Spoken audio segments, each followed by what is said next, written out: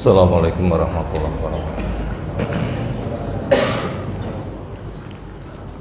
Alhamdulillahirabbil alamin. Alladzi hadana li hadza wa ma kunna linahtadiya laula an hadanallah. Wa asyhadu an la ilaha illallah wahdahu la syarikalah. Wa asyhadu anna Muhammadan abduhu wa rasuluh. Allahumma shalli ala Muhammad wa ala alihi wa ashabihi wa man tabi'ahum bi ihsanin ila yaumiddin. Ya ayyuhalladzina amanu taqullaha wa qulu qawlan sadida yuslih lakum a'malakum wa yaghfir lakum dzunubakum wa may yuti'illaha wa rasulahu faqad faza fawzan 'azima wa ba'd. Fa inna asdaqal hadisi kitabullah wa khairal hadyi hadi Muhammadin sallallahu alaihi wasallam. Syarrul umuri muhdatsatuha fa inna kulla muhdatsatin bid'ah wa kulla bid'atin dhalalah wa kulla dhalalatin finnar.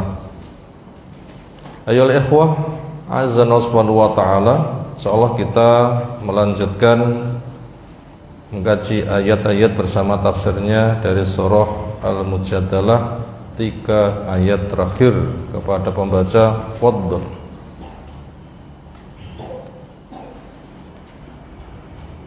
A'udzu billahi minasy syaithanir rajim. Innal ladzina yuhadduna Allaha wa rasulahu ulaika bil adallin. Kataballahu la'aghlibanna ana wa rusuli innallaha qawiyyun 'alim. La tajidu qauman yu'minuna billahi wal yawmil akhir yuwadduna man hadda Allaha wa rasulahu walau kanu aba'ahum aw abna'ahum aw ikhwanahum aw 'ashiratahum ulaika kataba fi qulubihimul imana wa ayyadahum bi ruhin minhu wa yudkhiluhum jannatin tajri min tahtihal anharu khalidina fiha radiyallahu anhum wa radu anhu ulaika hizbullah ala inna hizballahi humul muflihun. Di halaman 213 bagian belakang dari surah Al-Mujadalah, dia adalah Madaniyah, diturunkan ketika Nabi SAW sudah hijrah ke Madinah. Di antara tanda-tanda surah Madaniyah ialah seringnya panjang-panjang. Gaya bahasanya lembut karena yang diajak bicara memang sudah mengimani. Tema yang dibahas tentang memperbanyak amal soleh, jihad menghadapi orang-orang munafik, karena orang-orang munafik munculnya ketika sudah hijrah di Madinah. Beda dengan kondisi surah Makkiyah, orang kafir kuat, kaum muslimin masih berangkat, kecil sedikit, berpotensi lemah. Makanya gaya bahasanya seringnya tegas, panjang pendeknya sering pendek, karena menghadapi orang-orang kafir yang memang galak. tema yang banyak diangkat untuk mengungkap kembali tauhid rububiyah, asma wa sifat. Manusia digiring untuk mewujudkan konsekuensinya menghamba kepada Allah dengan mewujudkan tauhid uluhiyah.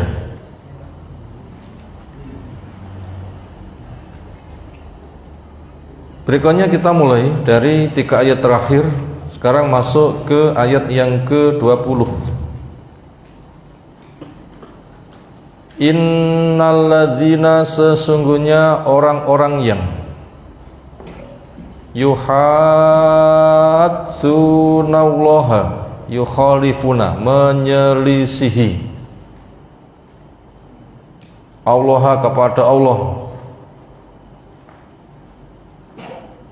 wa Rasulullah, dan juga kepada Rasulnya. Ulaika, mereka itu, fil adallin, fil maghlubin, di kelompok orang yang pasti akan dikalahkan. Berapapun jumlah mereka, seperti apapun kekuatan mereka, ujung-ujungnya mereka kalah dan hancur, bahkan bisa double. Bukti nyata saja, umat Nabi Nuh habis tenggelam. La tadar alal ardi minal kafirina dayyara, enggak tersisa walaupun satu rumah. Itu permintaan Nabi Nuh alaihissalam. Umat Nabi Soleh sambar bledek habis. Umat Nabi Lut bumi dibalik habis. Fir'aun CS tenggelam di lautan. Abu Jahal merana dibuang di lubang Badar. Walil kafirina amsaluha, untuk orang kafir mendapatkan potensi ke depan nasib yang semisal. Ini merupakan mukjizat dari Al-Quran.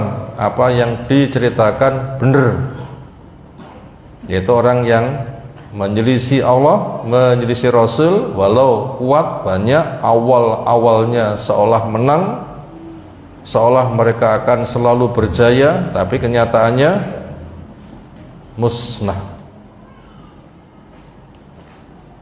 Kenapa kok begitu?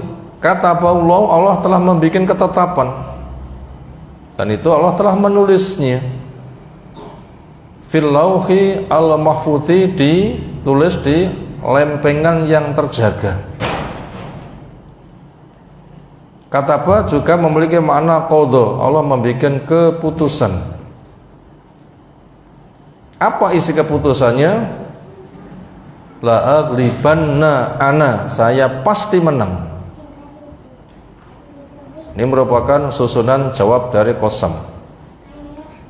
Allah bersumpah, demi Allah saya pasti menang. Wa rusuli, dan demikian juga para rasulku. Kaum muslimin yang menjadi pewaris Nabi mendapatkan lingkup di dalam ketetapan Allah ini. Al ulama warasatul anbiya, orang yang punya ilmu syar'i itu menjadi pewaris Nabi, mewarisi cari ilmu, mewarisi mengamalkan. Dan namanya pewaris itu memegang benda sama dengan yang mewariskannya. Yang mewariskannya, mewariskan rumah, ahli warisnya memegang apa? Roti. Ya. Pewarisnya mewariskan rumah, pewarisnya memegang apa? Roti. Ya, diwariskan rumah, ya rumah. Yang diwariskan Al-Quran, pewarisnya juga Al-Quran. Yang diwariskan sunnah yang sahih, pewarisnya juga memegang sunnah yang sahih. Jadi tidak ada bedanya. Maka kepada mereka yang demikian mendapatkan lingkup ketetapan Allah pasti menang. Walaupun ketika sedang diuji seringnya di masyarakat bersendirian, setidaknya sedikit, permusuhan banyak. Dari siapa? Ya, dari segala penjuru. dari segala penjuru. Bukan sebatas Yahudi, Nasoro, Majusi, musyrik, tapi pecahan umat yang jumlahnya 72. Bahkan lebih dekat lagi. Siapa? Bisa jadi dari keluarga sendiri. Karena Nabi SAW pun juga tantangan ada juga yang dari keluarga sendiri, sama-sama Bani Hashim. Coba Abu Lahab, Pol itu permusuhannya, sampai Allah melaknat dia dengan dituruni ayat tabat yada abi lahabi wa tab. Dari keluarga sendiri, nyeluruh, seolah nggak bisa bergerak, seolah akan hancur, seolah nggak punya masa depan. Tapi ingat, Allah telah memberikan janji, ketika mereka betul-betul tahan uji, pasti menang. Permasalahannya tahan uji apa enggak. Makanya ketika kita sedang diuji, sabaro, bertahan. Di antara model untuk bertahan adalah janji Allah ini. Apa janji Allah? Saya dan Rasulku pasti menang ke depan, dan telah dibuktikan. Proyek percontohan nabi-nabi, rasul-rasul berdakwah tempo dulu ternyata menang. Wong kafir sekuat sebanyak apapun pasti hancur. Nah begitu. Ini harus menjadi suplemen penyemangat semangat untuk teguh di atas yang hak. Makanya berpikir kita, aku calone mati dewi, ini alam kubur dewi. Makanya ketika saya sedang diuji dewi gak apa-apa, calone aku yo dewi. Kira-kira dirasani tonggone karo disiksa nek alam kubur masih sakit mana? Dirasani tonggone karo disiksa nek alam kubur sakit mana? Dirasani tonggone mek kupinge sing panas. Go cedok koncone ngaji, mari ya. Siapa tadi di rumah digrenengi karo tonggone? Mboke, pake, tonggone, budene, ulike. Tapi sekarang mesam-mesem. Kenapa? Cedok konco ngaji. Tapi nek alam kubur bisa ketemu, cari hiburan, datang ke majelis, saya sedang dapat siksa kubur, tak melu ngaji dapat hiburan, bisa? Gak bisa. Makanya kalau kita nggak bertahan dengan kesabaran di alam kubur itu berat. Makanya bila kita mengalami keberatan yang menyebabkan nanti ngeledek, nopo ngeledek nilai, patah semangat, gak berjuang lagi, maka iling-ilingen. Apakah patah semangatmu itu bisa menyebabkan kamu selamat di alam kubur? Bisa? Gak bisa. Justru sabarmu itu menyebabkan kamu mendapatkan nikmat di sana. Bima sabartum fanima uqbadar. Itu semua dengan Allah berikan dengan sebab kesabaranmu, surga tempat kembali yang paling nikmat. Makanya kita wajib berpikir ke depan. Makanya ketika ada orang itu menawari, tawaranmu tidak senikmat surga.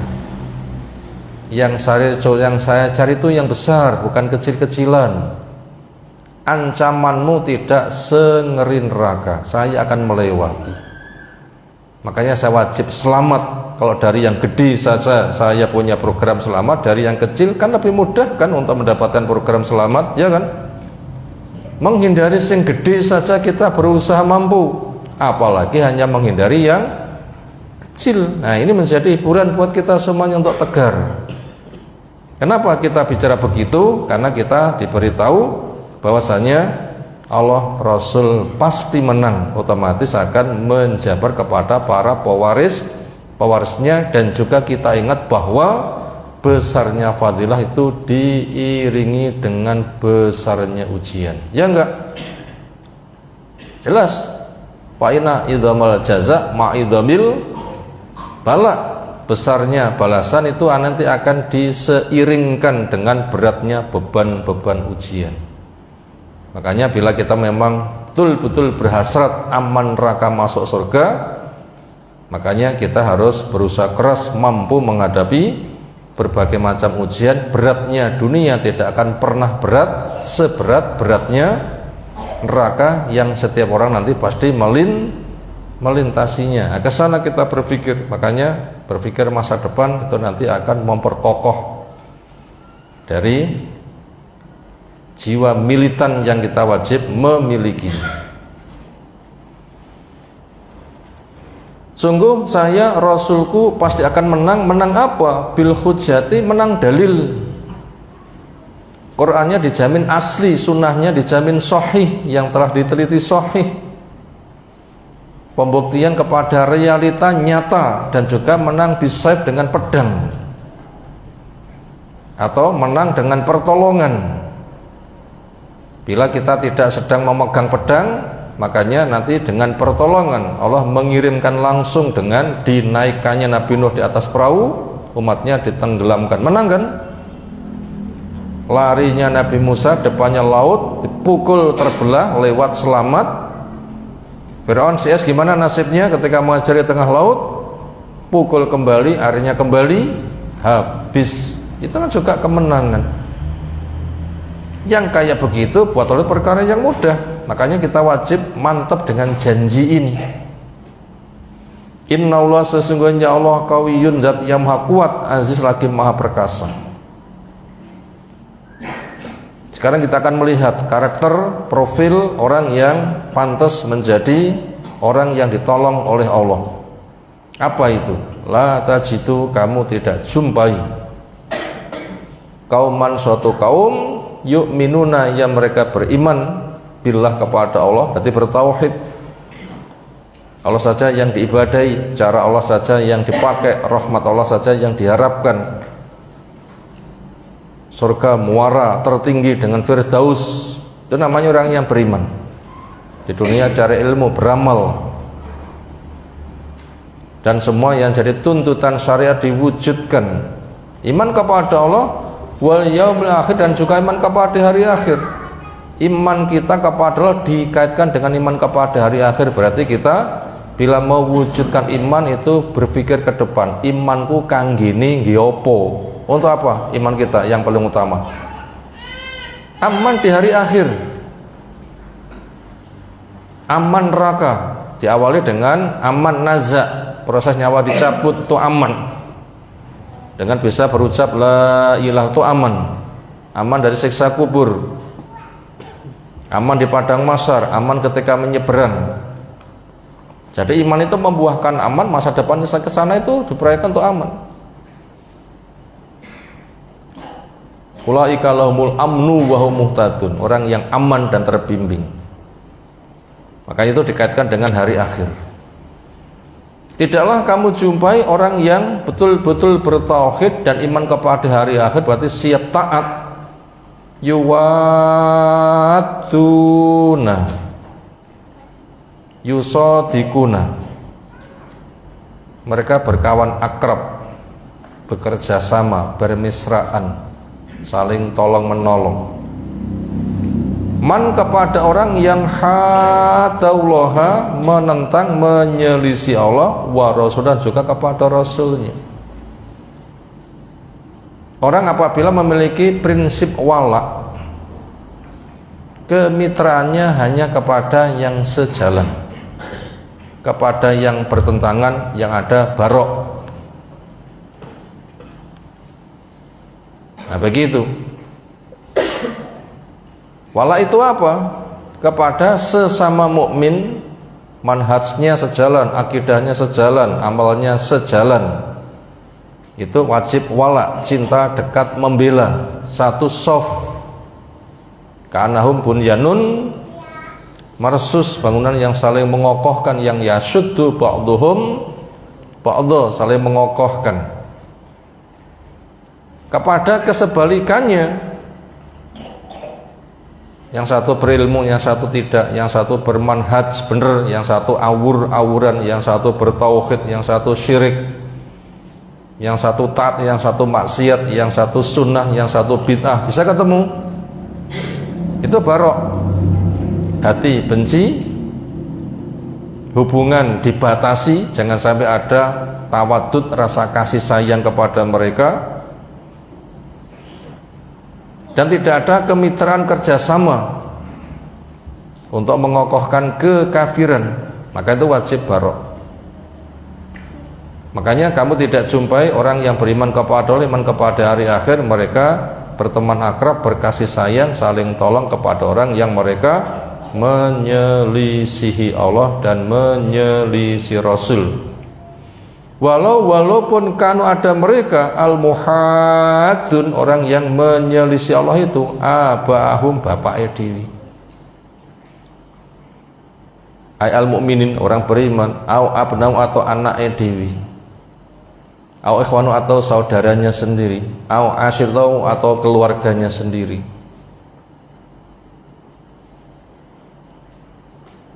Bahkan yaksidunahum, orang-orang yang menyelisihi itu bermaksud kepada orang yang beriman besok dan kejelekan. Bagaimana mereka menginginkan kejelekan? Itu harus dikasih sayangi. Yuqatilunahum, orang yang menentang Allah, menentang Rasul itu memerangi kepada orang yang beriman. Sampai Nabi sendiri pun juga akhirnya dikepung mau dibunuh dan akhirnya harus hijrah. Al-iman gara-gara imannya. Kama waqa'a, sebagaimana peristiwa ini telah terbukti terjadi di jama'atin minas sahabati, sekelompok dari para sahabat radhiyallahu anhum. Itu tidak ada kerjasama kasih sayang kepada orang yang menentang Allah, menentang Rasul, walaupun mereka itu orang tua sendiri, anak sendiri, saudara sendiri, kerabat sendiri. Ulaika, mereka itu alladzina, orang-orang yang la yuwatunahum, tidak ada mawaddah, kasih sayang kepada orang yang menyelisihi. Kata apa? Memiliki mana asbata, Allah telah mengokohkan fi qulubihim, di hati orang beriman, al-imana, imannya. Orang bila sudah merasakan manisnya iman, itu akan luar biasa teguhnya, militannya, ketegasan membela prinsip. Wa ayatum, dan Allah mengokohkan mereka biruhin minhu, dengan roh darinya, binurin, dengan nur, dengan cahayanya, minhu dari Allah Ta'ala. Bentuknya itu apa? Ya banyak. Jadi wali Allah itu ketika Allah membela, itu caranya apa? Banyak pertolongan Allah yang diberikan tanpa diduga.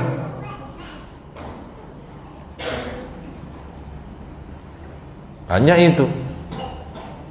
Walaupun orang itu sendirian terjepit, itu banyak ditolong oleh Allah. Makanya kisah karomah orang soleh itu luar biasa. Yang jelas mereka itu mendapatkan nur dari Allah dengan ilmu, mereka selalu terbimbing.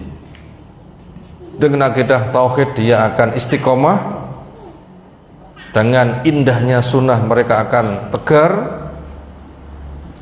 Dengan kerjasamanya mereka akan kokoh. Apabila musuh kuat mendesak, Allah pun akan membela. Berbagai macam potensi keajaiban itu akan banyak terjadi. Kalau kepada Nabi itu namanya mukjizat, kepada orang soleh biasa disebut dengan karomah, peristiwa yang luar biasa. Allah memberikan jaminan. Di sini menggunakan bahasa nakirah, biruhin. Ini menunjukkan jenis pertolongan yang Allah berikan nanti terlalu banyak, nakirah. Makanya kita tidak usah repot bentuknya opo yo. Ngopi. Perlu, tapi jangan terngiang. Yang paling utama adalah pertolongan itu sangat banyak yang tidak diduga. Yakin sajalah. Termasuk Nabi SAW ketika dikejar oleh Suraqah bin Malik di dalam proses perjalanan hijrahnya. Begitu sudah dekat, kaki depan kuda itu ambles. Orangnya terpelanting jatuh. Ketika kaki depan diangkat, terbenam di pasir, lalu membupung asap ke atas. Itu sudah cukup membuat nyali dia itu ngeri. Dan itu berulang-ulang. Sampai Nabi SAW itu berada di goa, kok nggak terlihat. Atau mungkin juga ada yang pernah membaca kisahnya Imam Qurtubi dari Cordoba yang ketika terusir mandek, tapi ternyata enggak ketahuan oleh musuh. Pasukan berkuda itu langsung mengeliling, tapi enggak ketok. Gimana bisa terjadi? Yang kayak begitu jumlahnya banyak, maka yakinlah. Maka pilihan kita itu hanya dua, menang jaya karena ditolong atau memang ketahuan ya syahid. Makanya siapkan sikap ikhlas istiqomah sehingga nanti bila mati dengan perjuangannya nanti mendapatkan nilai syahid. Dan itu roh, dan itu termasuk doa Umar. Umar zukna syahidan fi sabilik, ya Allah berilah saya syahid di jalanmu. Itu termasuk bantuan dari Allah. Memang program banyak musuh, Allah memang hendak memberikan kesempatan hambanya untuk syahid. Dan mereka itu sangat bahagia sekali dengan kesyahidannya. Itu mendapatkan fasilitas ikhtal husna yain, salah satu dari dua kebaikan. Wa yudkhiluhum, dan masa depannya Allah akan memasukkan mereka jannah di taman-taman tajri yang mengalir, min tahtiha, dari bawahnya al-anharu, sungai. Sungainya ada 4, sungai air jernih, sungai susu, sungai khamr yang tidak memabukkan, sungai madu, silahkan bebas mengalirkan sendiri. Khalidina, mereka kekal fiha, di dalamnya. Radhiyallahu anhum, Allah ridho kepada mereka, bi taati, dengan ketaatannya, wa radu anhu, dan mereka ridho juga kepada Allah, bisabi, karena pemberian pahalanya. Ulaika, mereka yang seperti itu adalah hizbullah, partainya Allah, golongannya Allah, wali-wali Allah, yaitu yattabi'una amrahu, yang mereka itu mau mengikuti kepada ketetapan urusan Allah, wa yajtanibuna, dan mereka menjauhi nahyahu, pelarangan dari Allah. Ala, ketahuilah, inna hizballah, sesungguhnya partai Allah, kelompok Allah, orang yang dibela oleh Allah, wali-wali Allah, hum, mereka al-muflihun, orang-orang yang beruntung. Di sini ada hum, dhamir fasil, huruf bentuknya dhamir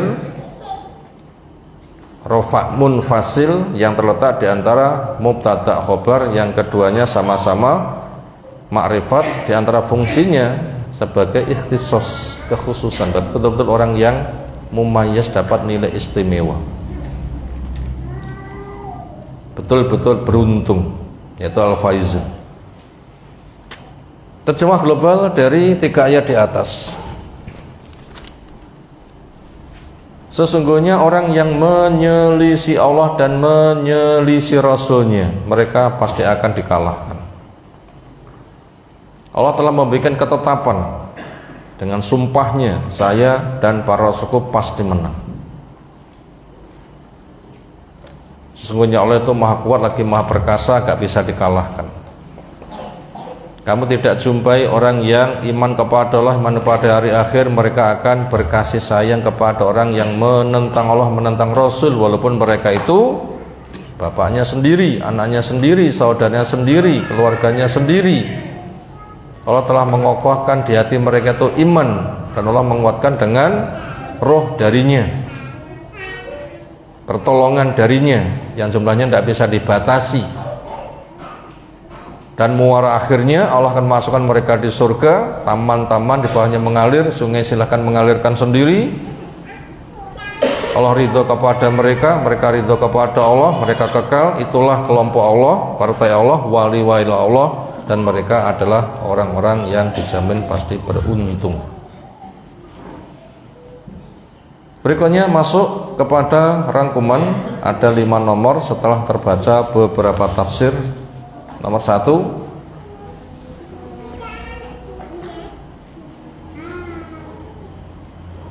kebaikan itu titik dua, kebaikan itu titik dua, satu, setat dan modal dasar. Kebaikan itu titik dua, A atau nomor satu boleh, setat dan modal dasar.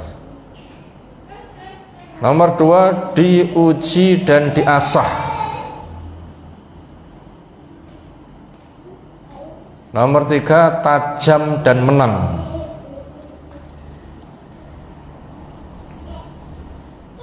Ini adalah janji Allah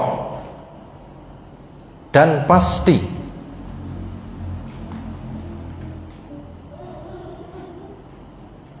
Maka daripada itu sabarlah jadi orang baik.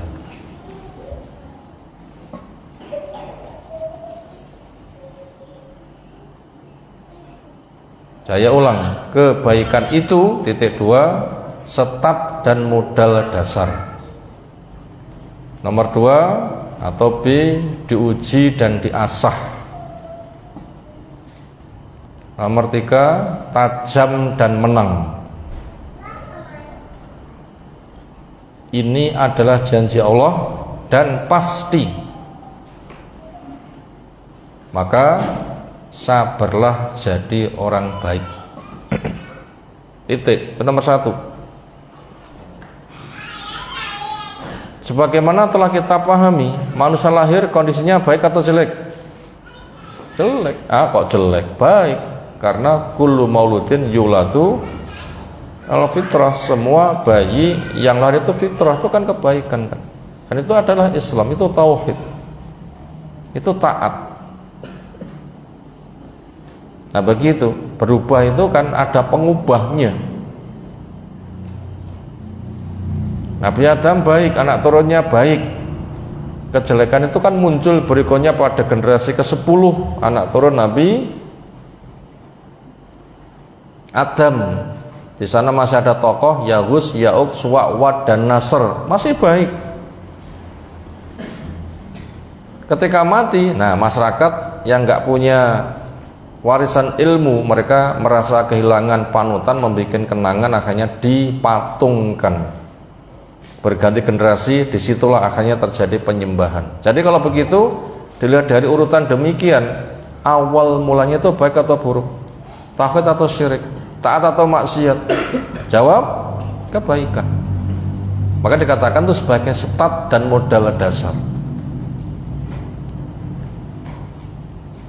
Kemudian itu nanti akan diuji dan diasah. Jadi kebaikan itu akan diuji dan diasah. Berarti harus ada pembuktian. Makanya bila kita tuh suka baik, kita harus siap akan diuji. Makanya kisahnya bila kita baca di Riyadhus Shalihin tentang kisah raja yang punya tukang sihir, tua pingin mencari pengganti, dicarikan pemuda yang akan diajari. Sang pemuda ketika berangkat pulang mampir di rumahnya rahib, mendapatkan pengetahuan tambah. Akhirnya dibuktikan ilmu mana yang benar. Akhirnya ada hewan besar yang mengganggu masyarakat. Sang pemuda mengatakan, ya Allah, ilmu mana yang kau suka? Yang diajarkan tukang sihir atau si rahib. Ketika hewan dilempar atas nama Allah yang menurunkan kitab yang diajarkan oleh rahib, ternyata hewannya mati. Akhirnya dia betul-betul mendapatkan pembuktian itu yang hak. Akhirnya doanya mustajab. Dia sangat terkenal. Orang datang minta diobati, dikatakan bila kamu beriman saya doakan semoga Allah menyembuhkan kamu. Saya nggak bisa ngobati tapi Allah. Akhirnya orang berbondong-bondong mengikuti nasihatnya. Apa kata sang rahib? Nak, kamu nanti akan diuji. Nah begitu. Nanti apabila kamu sedang diuji, jangan kamu sebut nama saya. Kita ngaji seperti ini, bila kita praktekkan di rumah, diuji enggak kira-kira? Ya diuji. Akan diuji di rumah. Ilmu santri ketika liburan nek ngomah penyapo? akan diuji itu. Bertahan dengan ilmunya atau terbawa oleh lingkungan. Salah memilih teman, hancur. Siapkan ini, mau liburan lagi ya? Ora salibur ya? Asal libur ya? Yang omah nyapu arepe. Kelingan kucinge. Lek kucing tok gak apa-apa loh ya, lek kancane ra karo-karuan nanti nglender gimana? Hati-hati, siapkan mental bahaya. Karena almar'u ala dini akhih, orang itu dipengaruhi oleh agama temannya. Mestinya kita itu seorang sohib yang sahib, yang bisa menarik, jangan terbawa. Masa biasa ngaji kalah karo lingkungan sing gak ngaji? Wah, ndak bisa itu. Makanya di rumah nanti khawatir bahaya, gak usah mulih wae. Timbang dulu. Nah, begitu. Ini penting untuk kita perhatikan. Kenapa? Akan diuji. Akan diasah. Siapapun itu akan diuji. Lek mau ngaji, lek mau mondok, itu nanti bermanfaat apa enggak, itu nanti diuji di masyarakat. Tok prakteknya atau hilang, itu akan diuji. Makanya siapkan untuk menjadi orang yang sukses. Semoga sukses. Tapi kemudian apabila diuji dan tahan uji, diasah, maka nanti akan tajam dan menang. Inilah janji Allah dan itu bersifat pasti. Makanya ketika sedang diuji, sabaro, jadi orang baik. Itu tadi pelajaran pertama. Nomor 2, keburukan itu limbah. Nomor 1 limbah. Nomor 2 pendorong jaga kebersihan. Nomor 3 dibuang. Saya ulang, keburukan itu 2 limbah. Dan nomor 1 limbah, nomor 2 pendorong jaga kebersihan, 3 dibuang. Maka jangan tertarik walau menggiurkan. Maka jangan tertarik walau menggiurkan. Ini pelajaran nomor 2. Saya ulang yang ketiga kali, keburukan itu 2, 1 apa? Limbah.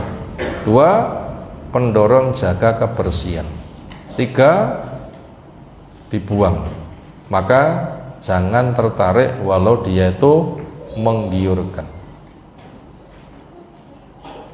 Ketika kita tuh makan telo, yang kita dapatkan baik atau buruk telo? Baik.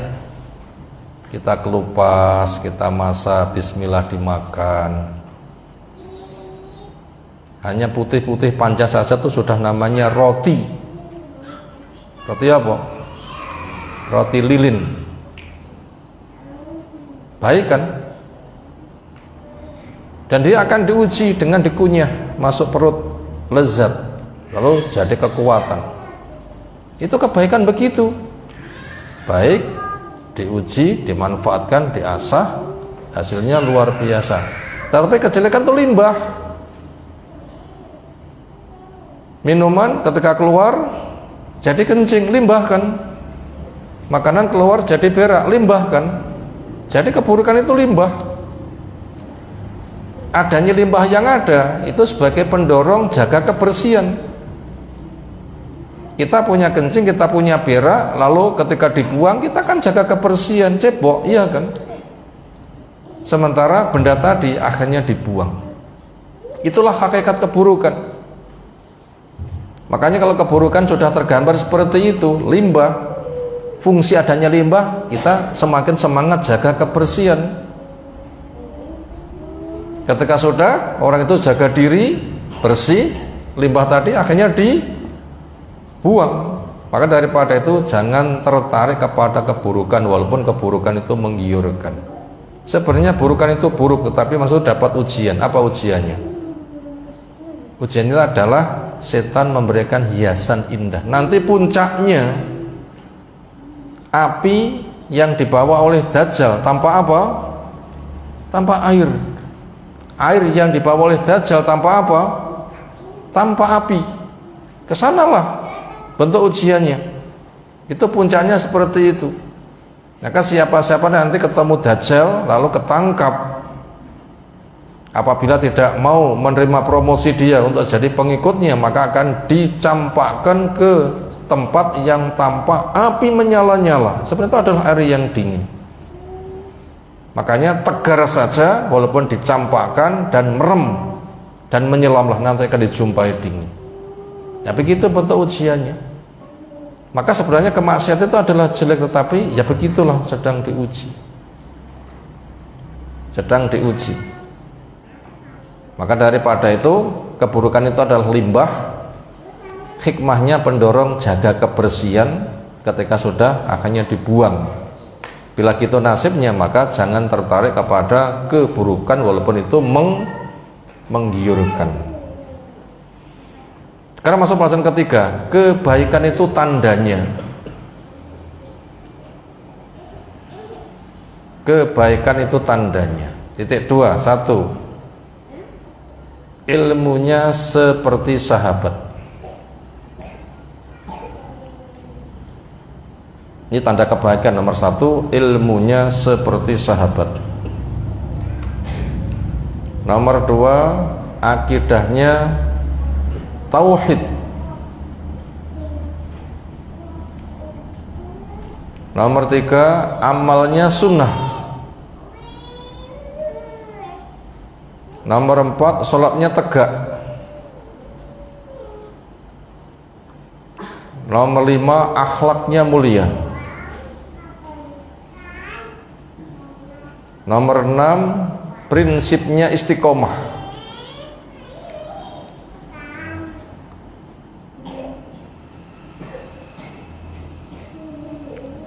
Nomor 7, sikapnya bagaikan air dan api, adanya wala dan barok. Nomor 7, sikapnya bagaikan air dan api, yaitu adanya wala dan barok. Ini setidaknya ada 7 tanda kebaikan. Kalau kita ingin jadi orang baik, setidaknya 7 ini perhatikan. Apa itu? 1, ilmu yang kita cari ya kayak para sahabat. Makanya manhaj itu pasti, manhaj salafus saleh. Itulah Quran ditafsirkan dengan sunnah, dipahami, diamalkan sebagaimana para sahabat. Ini tanda kebaikan, ilmunya ke sana. Makanya wajib mengkaji kitab ulama tempo dulu. Yang kedua, akidahnya bertauhid.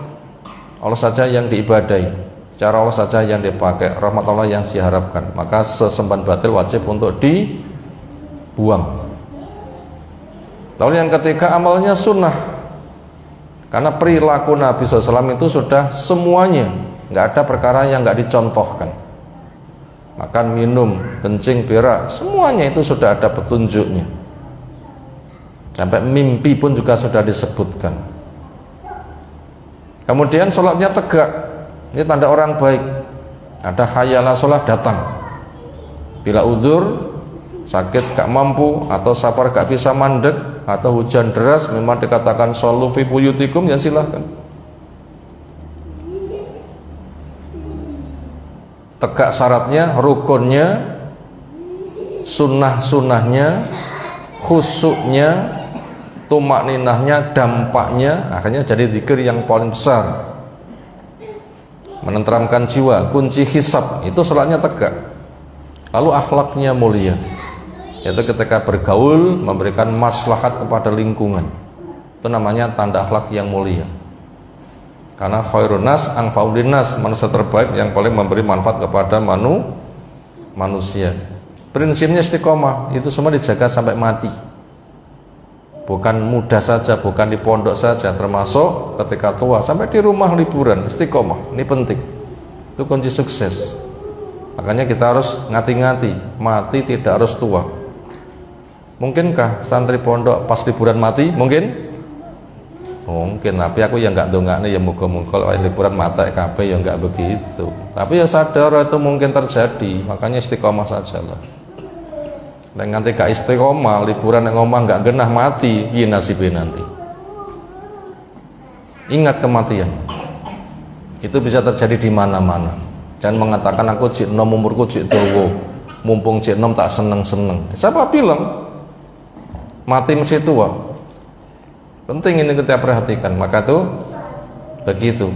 Lalu sikapnya bagaikan air dan api, yaitu adanya walak dan barok. Air diambil, api ditinggalkan. Kepada yang hak dekat saling tolong menolong, kepada yang jelek harus diputus. Tidak boleh ta'awun alal ismi wal udwan, saling tolong dalam dosa dan permusuhan. Ini tanda-tanda kebaikan. Nomor 4, sikap kebaikan pada keburukan. Sikap kebaikan pada keburukan. Titik 2, A, di kondisi damai. A, di kondisi damai dengan mewujudkan jihad terbesar. Sikap kebaikan pada keburukan. A, di kondisi damai dengan mewujudkan jihad terbesar. B, di kondisi perang. B, di kondisi perang. Siap korban apa saja. Siap korban apa saja untuk menebas leher orang kafir. Ini di kondisi perang. Siap berkorban apa saja untuk menebas leher orang kafir, walaupun mereka itu bapak sendiri, anak sendiri, saudara sendiri, kerabat sendiri. Titik. Itu tadi poin yang keempat, sikap kebaikan pada keburukan. Bagaimana sikapnya? Lihat situasi kondisi. Kalau pada situasinya itu kondisi damai, sikap kebaikan kepada keburukan itu dengan menegakkan jihad terbesar. Apa bentuk jihad terbesar? Selalu berbenteng dengan ilmu syar'i, dengan manhaj yang benar. 2, amalkan. Setiap gerak itu berdasarkan ilmu. Yang ketiga, dakwahkan. Bawa orang lain, jangan terbawa. Yang keempat, banyak memberikan maaf ketika banyak yang menyakiti. Yang kelima, sabar. Ini sikap kebaikan kepada keburukan di kondisi damai. Catat dengan baik. Kemudian yang B, di kondisi perang. Sikap kebaikan pada keburukan di kondisi perang. Maka siap berkorban dengan apa saja untuk menebas leher orang kafir, walaupun mereka itu bapak sendiri, anak sendiri, saudara sendiri, kerabat sendiri. Sekarang kita lihat kondisi kebaikan terhadap keburukan di kondisi perang. Di perang Badar kita ambil contoh. Siapa seorang anak mateni bapak dewi? Siapa? Ayo, siapa tahu? Abu Ubaidah bin Al-Jarrah. Itu anak mateni bapak dewi, tapi di kondisi perang. Bukan wayah liburan ngomong ngasah pedang mulai bapak itu babati, wong ngawur aja. Makanya saya perinci di atas. Saya perinci di atas. Lihat itu perinciannya. Lihat perinciannya. Nanti kalau kita liburan di rumah nih, kondisinya aman atau perang? Kondisinya aman, wujudkan jihad terbesar tadi, ada 5 unsur. Jaga, kembangkan ilmu, jaga ketaatan, hidup memberikan pengaruh, jangan terbawa. Banyak disakiti oleh bapaknya, ibunya, tetangganya, baik, sabaro. hanya memberikan maaf dan sabar. Itu pernah itu Abdullah, anak Abdullah bin Ubay bin Salul. Jadi antara nama bapak dan anak itu podo. Bapaknya seorang tokoh munafik, Abdullah bin Ubay bin Salul. Anak juga namanya Abdullah. Anaknya sangat dikenal bekti pada orang tuanya. Walaupun kontras, bapaknya tulus keislamannya, anaknya tulus, bapaknya musuh paling berat, bosnya munafik. Berusaha bagaimana bapaknya itu masuk Islam, termasuk ketika Nabi SAW itu minum, minta sisanya, ya Rasul tolong disisakan. Saya berharap Allah memberikan berkah kepada minumanmu. Nanti akan saya berikan pada orang tuaku, semoga Allah memberkahi dengan dapat hidayah. Pak, ini ada air dari Rasul, sekira bapak berkenan tolong diminum, semoga Allah memberikan kebaikan kepada bapak. Apa kata bapak? Kencinge ibumu tok gorini lebih habis daripada banyu sisane Muhammad. Wah, menyakitkan enggak? Menyakitkan enggak? Kencinge ibumu tok gorini, aku lebih suka menikmati daripada kon ngombe banyu sing tok gowo dari si Muhammad. Menyakitkan enggak itu? Sangat menyakitkan. Ada di antara kita di rumah diuji kayak begitu. Ada sahabat, tapi itu kondisi damai itu. Dia kembali kepada Nabi dengan susah sekali. Bapak kok kaya ngono, minta izin. Nabi, saya tebas saja ya bapakku. Patenane gitu. Apa kata Nabi? Lembutlah pada orang tuamu. Lembutlah pada orang tuamu. Itu contoh jihad terbesar. Penting ini, harus kita terapkan ini. Walak barok ya walak barok, tapi itu harus tahu situasi dan kondisinya. Kondisinya aman, yang ada jihad terbesar tadi. Jaga ilmu dan kembangkan amal dan memberikan pengaruh. Banyak memberikan maaf dan sabar. Tapi kondisi perang kayak perang Badar, nah beda lagi. Kubu kafir ada seorang bapak, kubu Mu'min ada orang lain, Abu bin Jarrah ngejar bapaknya, bunuh bapaknya di medan perang. Mus'ab bin Umar golek duluri Ubaid atau siapa bin Umar, bunuh saudara kandungnya. Abdurrahman anak Abu Bakar muncul masih kafir, Abu Bakar metu mau disergap si anak yang delik. Meh dipateni anaknya. Apa? Ketika dia akhirnya masuk Islam. Pak, waktu itu saya hendak keluar, bapak metu aku ndelik. Wah, pomoke metu tenak pateni. Ngono bapak. Di medan perang itu jangan salah guna, jangan salah terapkan. Saya khawatir nanti nek pondok ngasat kok ngomong mbok dibabati. Waduh. Saya sering babati gak apa-apa. Tuku arit sing landhep ngiwangi bapake ngarit ngono lho ya. Lek ngono ki oleh babatan sukete gitu lho ya. Ngiwangi bapake ngarit, kuwi oleh, tapi aja bapake. Beda itu. Demikian juga Ali dan Hamzah yang dibunuh, ada Al-Walid, ada yang lainnya itu juga kerabat sendiri. Demikian juga Umar bin Khattab itu juga saudara sendiri di medan peperangan. Makanya ini adalah berkenaan dengan mereka-mereka. Nah begitu, sehingga tidak ada ikatan kasih sayang. Kenapa? Ada di medan peperangan. Itu tadi tentang sikap kebaikan kepada keburukan. Penerapannya lihat kondisinya aman, maka sikap kita dengan mewujudkan jihad yang paling besar. Bila kondisinya itu peperangan tadi, siap berjuang apa saja untuk menebas leher orang kafir, walaupun mereka itu bapak sendiri, anak sendiri, saudara sendiri, kerabat sendiri. Terakhir yang kelima, jadilah wali Allah untuk mendapat ridhonya.